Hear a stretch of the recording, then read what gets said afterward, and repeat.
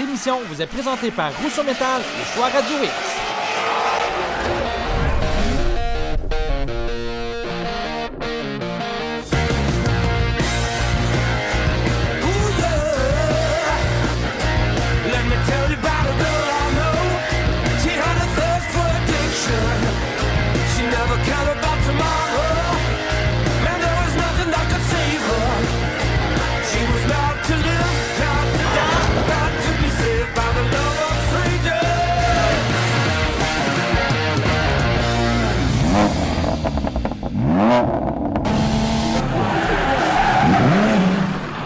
Cette semaine à Festidrag.tv, deuxième émission spéciale du Grand Prix de Trois-Rivières. Et là, on va s'attarder aux dernières décennies, vraiment le Grand Prix de Trois-Rivières, le GP3R, tel que connu dans les dernières années, avec à son bord le grand Manitou Dominique Fugère. Dominique, cette semaine, s'entretient aussi avec Didier Scrannon, Jacques Deshaies et Claude Bourgeois. Alors, un gros show spécial GP3R pour vous maintenant à Festidrag.tv. Et là-dessus, faites du bruit, bon show la gang! Bien le bonjour tout le monde, re-bienvenue à Festidrag, deuxième émission sur le Grand Prix de Trois-Rivières. Dominique Fugère, notre compagnie bien sûr, qui en est le directeur général. Il y a eu à un certain moment donné un Jacques Deshaies qui a, on a utilisé tantôt hors micro, sauvé le Grand Prix. Oh, non, il a sauvé le Grand Prix parce que au début des années 2000, bon, c'était la fin des subventions du gouvernement après le retrait des compagnies de tabac. Retrait forcé, il faut le préciser. Et à un moment donné, Jacques, tu reçois un coup de téléphone un matin, 7h moins quart, qu'est-ce qui est arrivé? Le maire de Trois-Rivières de l'époque, Yves Lévesque, probablement tout le monde connaît parce qu'il était connu, en tout cas, puis il l'est peut-être encore un peu. Il était pilote au Grand Prix, un peu comme il était pilote au Grand Prix. On avait pris d'ailleurs une gageure en 2004. Je vais vous revenir avec ça tantôt. Mais Yves Lévesque m'appelle le matin. Il dit, tu sais qu'on a eu une entrevue à TQS quelques jours auparavant. Une émission d'affaires publiques sur l'heure du midi qui était diffusée en direct. Et j'avais posé la question à M. le maire. J'ai dit, écoute, Yves, est-ce que c'est possible que tu viennes aider le Grand Prix? Léon Méthode était le promoteur, était le propriétaire, il a besoin d'aide. Il dit, je ne peux pas faire ça parce que c'est une corporation à but lucratif. Je ne peux pas aider. Si j'aide lui, il va faire j'aide à peu près toutes les sociétés qui sont en difficulté à Trois-Rivières. J'ai dit, écoute, je vais te faire une suggestion. J'ai fait ça en direct comme ça. J'ai dit, écoute, si je fais renaître le Club Autosport Mauricien, comme OSBL, est-ce que moi, tu peux m'aider? Ah, il dit, certainement. Ça, j'ai le droit de faire ça. Ça, je peux faire ça. J'ai dit, parfait. Alors, à la fin de l'émission, j'ai dit à Yves, j'ai dit, tu devrais appeler Léon, puis lui dire que le CAM pourrait devenir actionnaire du Grand Prix de Trois-Rivières, puis on va y donner l'argent. Et ça n'a jamais passé. Ça n'a absolument pas passé. Ça a été un refus catégorique. Je ne peux pas le blâmer non plus. C'est sa société. Est-ce qu'il va ouvrir ses livres à tout le monde? C'est pas tout le monde qui veut faire ça, puis ça, je comprends ça un peu. Parce qu'on les avait comme tel fermés. Puis là, c'est toi qui s'est dit, on va en faire un Grand Prix pareil. C'est-à-dire, là, on voulait devenir partenaire avec Léon, mais finalement, à 7h moins quart du matin, Yves Lévesque m'appelle, il dit, Léon Méthode m'a appelé hier soir. À 10 h ce matin, conférence de presse, on arrête tout ça. Le Grand Prix disparaît. Je dis, on ne peut pas faire ça, on ne peut pas perdre le Grand Prix, ça ne peut pas partir. Alors, François Roy, qui était le relationniste de la ville à l'époque, qui est une voix bien connue au Grand Prix de Trois-Rivières, a dit, Yves Lévesque lui a dit, prépare une conférence de presse à 2 h après-midi, et ça a l'air qu'il y a quelqu'un qui va annoncer quelque chose. Alors, à 2 h d'après-midi, je me suis pointé là avec Joël Saint-Pierre, le président actuel du Grand Prix. Il y avait Jacques Black, il y avait Robert Gauthier qui était aux courses d'ailleurs à ce moment-là. On était plusieurs. Alors, on l'a annoncé à l'Hôtel de Ville. Il va y avoir un Grand Prix en 2004. Les journalistes ont dit, vous allez faire ça comment? J'ai dit, donnez-moi au moins une demi-heure parce que j'ai dit, là, je ne sais pas comment. Je ne sais pas comment, mais il va en avoir un. À 10 h, il n'y a pas de Grand Prix et à 2 h, il y en a un. Il y en a un. Je comprends que... On a eu une pause de 3 ans à la fin des années 80, au milieu des années 80, là, on a eu une pause de 4 heures. C'est pas si pire. C'est ça, c'est pas si pire quand même. Là, alors là, il fallait récupérer les séries. J'ai dit, on n'avait pas le choix non plus de l'annoncer là parce que les calendriers, octobre-novembre, c'est le temps où les séries annoncent leur calendrier. J'ai dit, il faut se dépêcher. Et malheureusement, la Formule Atlantique, il m'a dit, écoute, Jacques, il dit, on ne peut pas y aller. Notre calendrier est déjà fait. On s'est compromis partout. Et ça fait déjà une couple de mois qu'on sait qu'à Trois-Rivières, il n'y en aura pas. Alors là, je fais du saut. Là, il faut remplacer ça. Alors, je parle avec Paul Gentilozzi, qui a la série Transam, qui a emprunté le nom Transam à la SCCA. Ça ne lui appartient pas, mais c'est lui qui l'organise. Et il me promet qu'il va amener Alexandre dans une Transam. Bon, j'ai dit, T'as gagné. Tagliani. Gentilozzi Tagliani. Ouais, alors là, j'ai dit, 2 Italiens, fait qu'ils s'entendaient bien. Là, j'ai dit, wow, là, on commence à sauver le show. Ça sent bien. Mais pour remplacer la Formule Atlantique, là, on avait la Trans Am et on a essayé d'avoir la Fast Car. Ouais. OK? Première incursion des stock cars. Exactement, qui avait commencé, il faut le préciser. La première course, ça a été une course de la série Cask-Car à l'époque. C'était en 2001. Ensuite, les Fast Cars sont venus en 2004, lors de ta présence, justement. La Coupe Éco faisait d'ailleurs sa première course là. Et si on revient au Fast Car, Jean-François Dumoulin avait fait la pole, mais c'est Jean-François Derry qui avait gagné devant Bertrand Godin, on s'en souvient. Début de la Star Mazda aussi la même année, avec Stéphane Roy qui avait qualifié 3e et qui a terminé. Qui avait pris la place de l'Atlantique, finalement. Oui, François Bellemare avait terminé 4e. On en a parlé dans la première émission. Et si on parle de course encore, première présence de la Mazda MX-5, qui était là quelques années seulement. Et la Skip Barber qui était venu faire un tour, un certain Alexander Rossi, qui avait participé à ça, qui s'est retrouvé en Formule 1, qui court encore en série IndyCar, tout un champion. Et puis, ça a été la première course de la série NASCAR Canada en 2007. On se souvient de cette image bien particulière où on voit Andrew Ranger qui monte sur la voiture de Kerry Mix et qui termine deuxième. Il ne faut pas oublier qu'en 2004, pour agrémenter le spectacle, on avait réussi à convaincre une équipe d'embaucher qui? Le frère de Gilles, Jacques Villeneuve. Exactement. Mais on avait dû se compromettre pour payer les dommages de la voiture. Il a réussi à joindre les fils d'arrivée sans faire une égratignure sur la voiture. C'est après terminé que ça s'est gâché. 10e. C'est après que ça s'est gâché parce que les spectateurs étaient enthousiastes. Ils ont décidé d'applaudir mon oncle Jacques et mon oncle Jacques a décidé de faire des beignes dans le virage numéro 2 que tu connais bien. Et malheureusement, il a perdu le contrôle de la voiture et il me l'a démoli là. Exactement.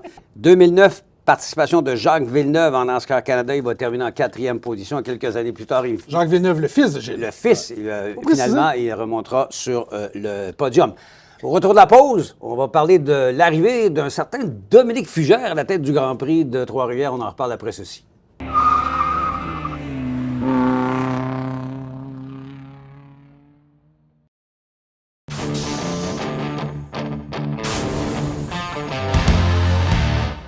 De retour à ce deuxième spécial Grand Prix de Trois-Rivières, marqué par, en 2012, l'arrivée d'un certain Dominique Fugère à la tête du Grand Prix. Comment ça s'est passé, justement?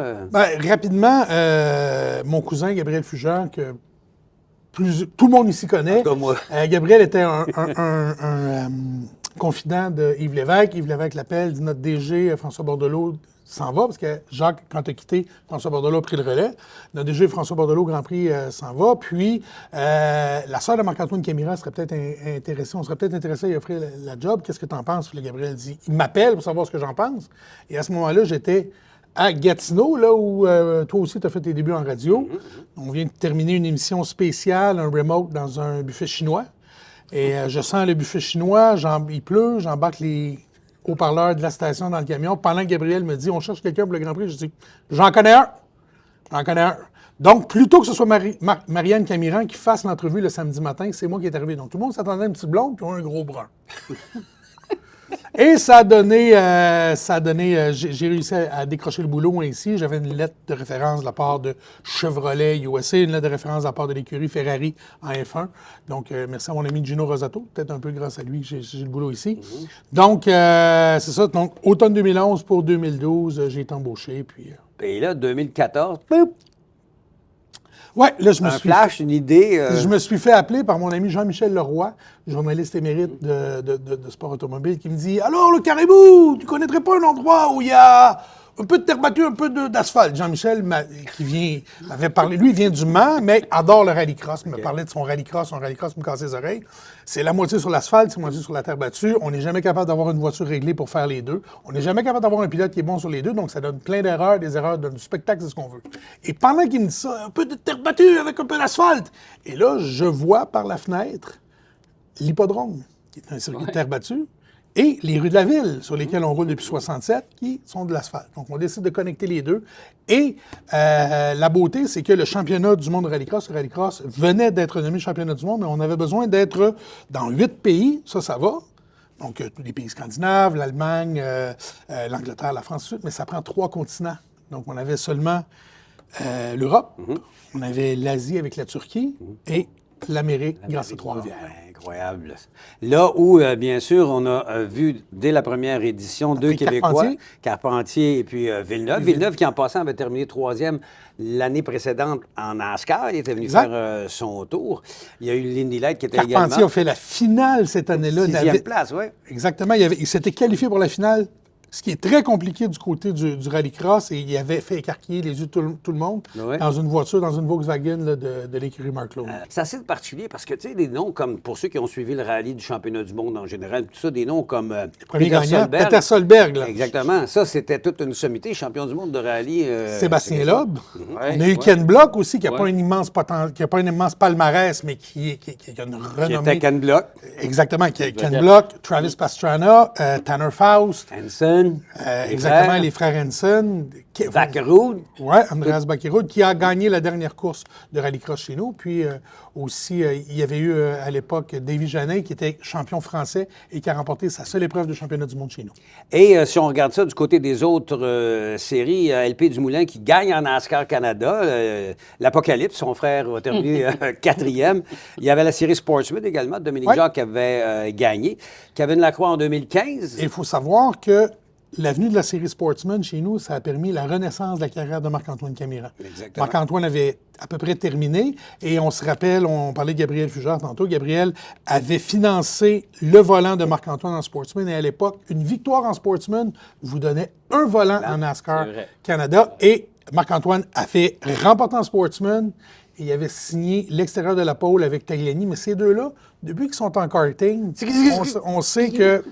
Donc, on ne s'est pas rendu à la fin du premier tour avant qu'il s'accroche. Ça avait été un moment crève-cœur, mais ça permet à Marc-Antoine de relancer sa carrière, et on sait maintenant c'est le champion en titre. Dans le fond, si on veut être connu et on veut avoir une belle carrière en sport auto, il faut venir à Trois-Rivières. C'est ici que ça débat. Compliqué. Jeffrey Earnhardt était venu faire un tour. Félicitations pour ce coup de marketing, comme on dit en bon français. C'est Alain Mounir, qui est notre commanditaire depuis mon arrivée au Grand Prix. Il nous appuie depuis ce moment-là, et c'est grâce à lui, alors qu'il y avait l'écurie Go Fast en NASCAR, qui a permis à Alex Labbé de faire ses débuts là-bas, et Alex qui roule encore en série Xfinity. Puis Alain a été un pilier de notre engagement, et de la façon avec laquelle on a permis aux pilotes d'ici de continuer à faire leur marque en NASCAR.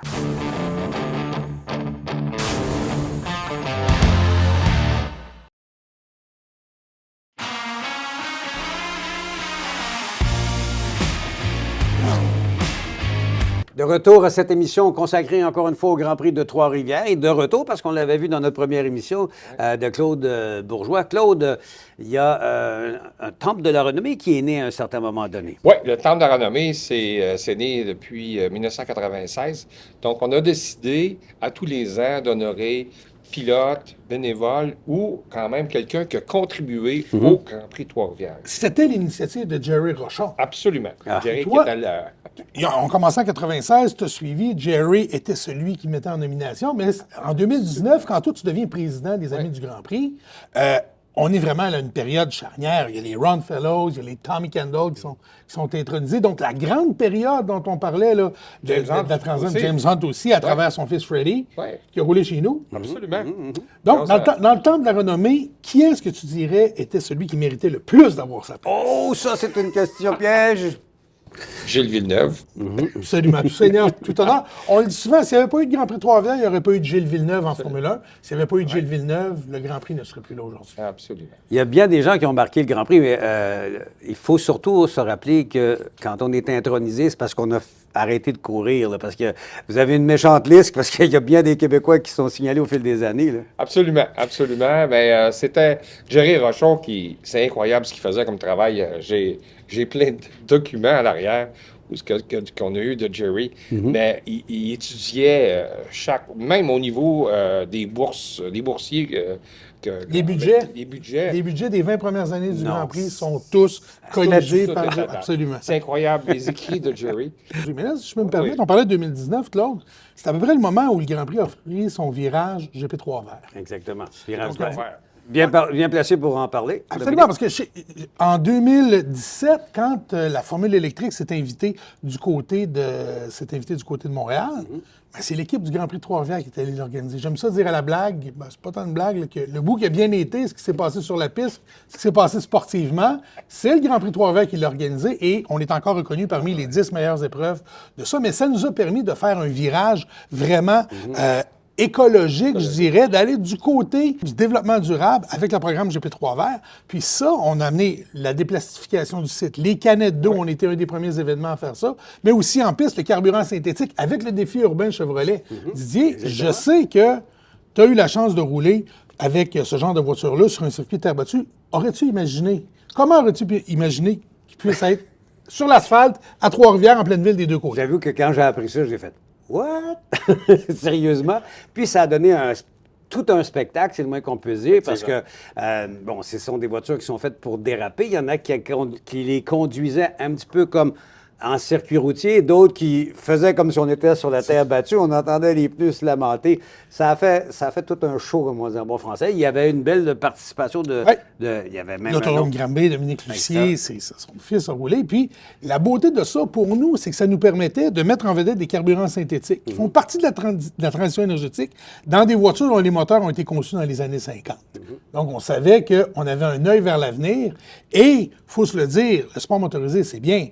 Mais si on veut survivre, on se doit de faire partie de l'innovation, de la transition énergétique. Le sport automobile a toujours fait partie de l'innovation, puis on veut que ça continue. Tous les bénévoles étaient impliqués dans ce virage-là. absolument. Tout le monde. La première fois que les frères Dumoulin se sont retrouvés, les deux, sur le podium, LP en tête et en troisième position, ça avait été Jean-François. Jean-François qui donnerait un bras pour gagner. La foule, c'était incroyable. Les estrades, c'est celle que tout le monde criait. Et ça a été le début du Super Production Challenge également, la première Le participation. retour des productions chez nous. Oui, Jacques Gravel avait gagné devant Kurt Widmer et j'ose pas nommer le nom de celui qui avait terminé troisième, Arek Bouchkowski. Je m'excuse, Alex. En tout cas, ça avait donné un bon spectacle. Ben voilà, prochain bloc, on va continuer à parler cette fois-ci du milieu des années 2000. On se rapproche justement de la fin. Restez avec nous, mesdames, messieurs.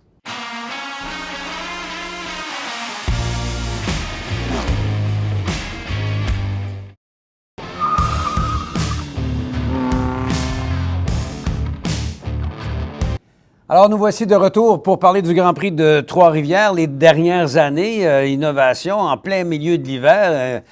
On décide de faire une version glace, si on veut, première édition hivernale. On en parlait depuis 2018, quand il y a eu le championnat de rallycross des Amériques qui est venu chez nous. On voulait faire une course sur la glace. On connaît les succès qu'il y a eu du côté de Valcourt. On veut vivre notre nordicité. Le gouvernement du Québec nous demandait de faire des activités l'hiver, donc on a dit pourquoi pas une course de rallycross. Donc c'est habituellement sur l'asphalte et la terre battue. Là, on va le faire sur la neige et la glace.